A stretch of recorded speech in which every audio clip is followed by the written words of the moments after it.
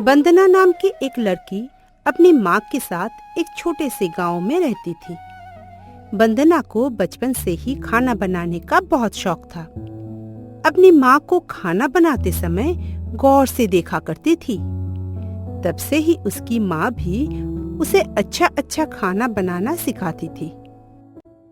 एक दिन उसकी माँ की तबीयत कुछ ठीक नहीं था।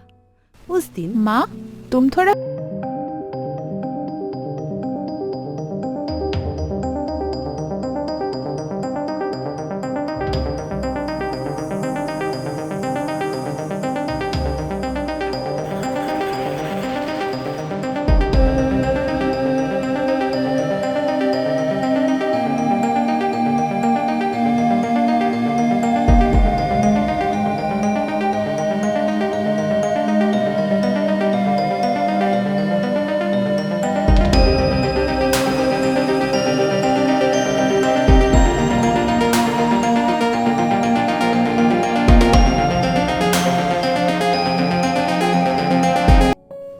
अच्छा ठीक है।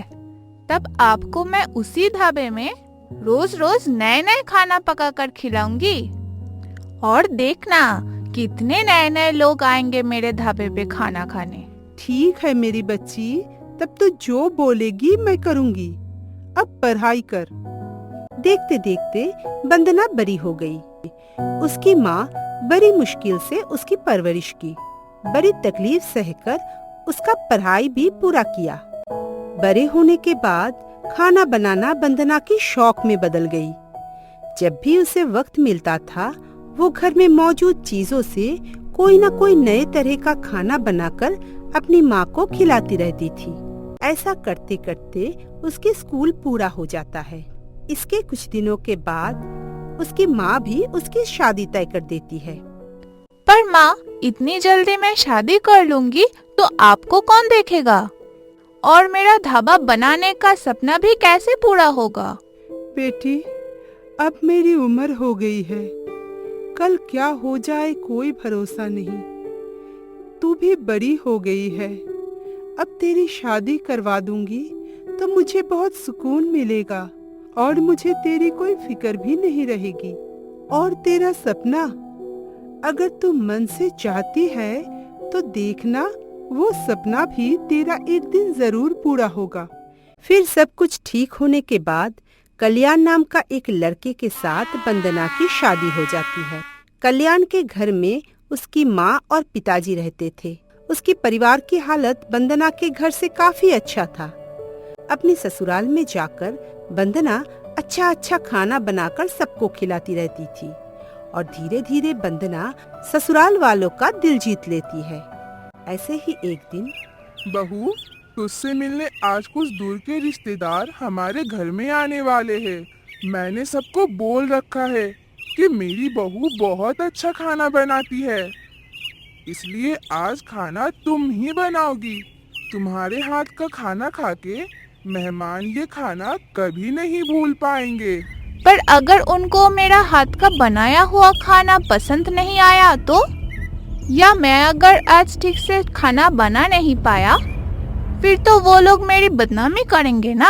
अरे बहू, तुम इतना क्यों सोच रही हो?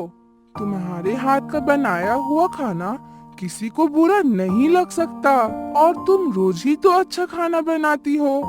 आज भी बना लोगी। तुम अब जाओ, कुछ अच्छा सा आज खाना बनाओ। फिर उस दिन शाम को जब उनके घर में रिश्तेदार आए और वंदना की हाथ का खाना खाए तो वो सब तो चौंक गए और कोई सोच भी नहीं सका कि वो सब खाना वंदना ने बनाई है। अरे, इतना अच्छा खाना कोई कैसे बना सकता है, वो भी घर पे? हाँ, सच में इतना अच्छा खाना मैंने कभी नहीं खाया। वंदना को तो एक होटल खोलना चाहिए। ऐसे उस दिन घर में आए सारे मेहमान वंदना की खाने का बहुत तारीफ किए और उसकी तारीफ से वंदना की ससुराल वालों की उस पर नाज होने लगा। वंदना के पति कल्याण का खुद का छोटा सा एक बिजनेस था। उसी बिजनेस से उन लोगों का घर चलता था। बिजनेस तो पहले बहुत अच्छा चलता था, पर धीरे धीरे अचानक उसका बिजनेस में लॉस होने लगा। और उसकी उधारी भी बढ़ गई।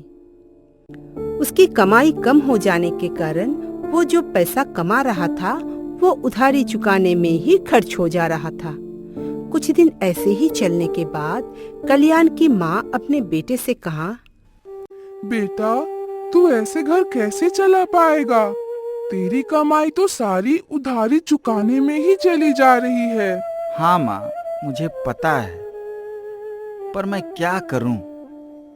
ये सब ऐसे अचानक हो गया कि मैं कुछ नहीं कर पाया, लेकिन मैं कोशिश कर रहा हूँ कि सब पहले जैसा ठीक कर पाऊं। तब कल्याण के पिता ने कहा, बेटा, मैं मेरे पुराने वही चाय का दुकान फिर से खोलने के लिए सोच रहा हूँ। वहाँ से थोड़ी जो कमाई होगी, कुछ दिन उसी कमाई से घर चला लेंगे हम लोग। पर पिताजी, आपको फिर से इस उम्र में दुकान चलाने में तकलीफ नहीं होगी? जब भी मुसीबत आती है तब परिवार को ही साथ देना पड़ता है बेटा, और मुश्किल समय में हम सबको मिलकर एक दूसरे का साथ देना चाहिए। इतने दिन तो आप उसी दुकान को चला के हम सबको खिलाए हैं। मुझे पढ़ा लिखा कर बड़ा किया है। बड़ा होकर जब मैं बिजनेस शुरू किया तो आपको बोला था कि अब से परिवार की सारी जिम्मेदारी मेरी, आपको कोई काम करने की जरूरत नहीं है, पर मैं अपनी बात नहीं रख सका। पिताजी, मुझे माफ कर दीजिए। नहीं बेटा, ऐसा नहीं कहते। मुश्किल वक्त सबका आता है, एक दिन सब फिर से ठीक हो जाएगा बेटा। फिर कल्याण के पिताजी अपने पुरानी चाय की दुकान को खोला और दुकान पर बैठने लगा। ऐसे वो अपनी दुकान में फिर से चाय बेचकर घर चलाने लगा। लेकिन बहुत दिन बंद रहने के कारण उनका दुकान ठीक से चल नहीं रहा था।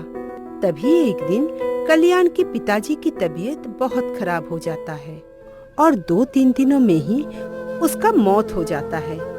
अब घर फिर से चल नहीं रहा था। ये सब देखकर वंदना एक दिन उसकी सास से पूछा, अब क्या होगा माँ जी? हम ऐसे घर कैसे चलाएंगे? पिताजी तो चले गए हमें अकेले छोड़ के, इसलिए अब दुकान भी नहीं चल रहा, कोई अलग से रोजगार भी नहीं हो रहा है। मुझे पता नहीं बहू, मुझे कुछ अच्छा नहीं लग रहा है। तुम और बेटा दोनों मिलकर कुछ सोचो। मैं हमेशा तुम दोनों के साथ हूँ। माँ जी, मैं सोच रही थी कि पिताजी की दुकान में अब से मैं बैठूंगी।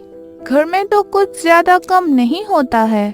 मैं जल्दी से सब काम निपटा कर वो दुकान खोलूं और उस दुकान को एक खाने का ढाबा बना दूं तो कैसा रहेगा?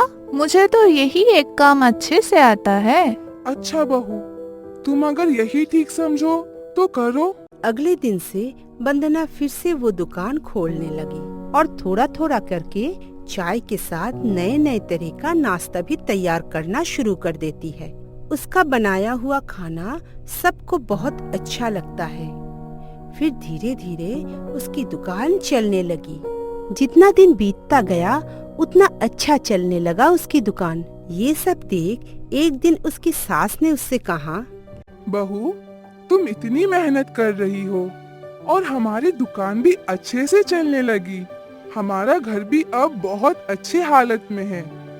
एक काम करती हूँ, मैं भी तुम्हारे साथ दुकान में बैठती हूँ। इससे तुम्हारी थोड़ी मदद हो जाएगी और मेरा समय भी कट जाएगा और हम दोनों मिलके उस दुकान को और बड़ा बनाएंगे। अगर आप यही चाहते हैं तो ठीक है, आप और मैं दोनों मिलकर इस दुकान को चलाएंगे।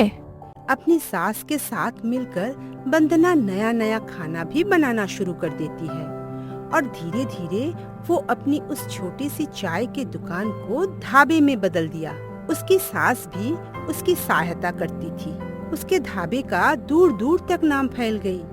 दिन भर उस दुकान में लोगों का भीड़ लगा रहता था और उनके परिवार भी बहुत अच्छी हालत में लौट गई। ये सब देख कल्याण भी बहुत खुश थे। वंदना ने उस दुकान का नाम रखा सास बहू का ढाबा।